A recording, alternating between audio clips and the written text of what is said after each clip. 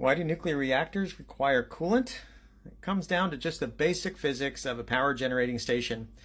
When we're either doing geothermal, nuclear, or even fossil fuels, we really just have a heat source to boil water.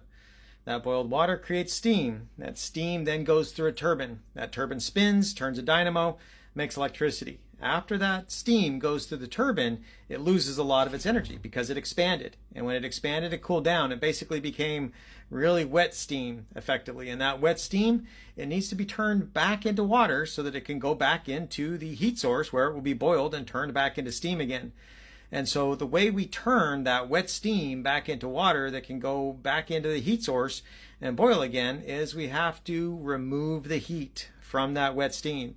Removing that heat requires coolant. So we've got to pull the remaining heat out of that wet steam to make it liquid under the pressures for the system that it's designed for.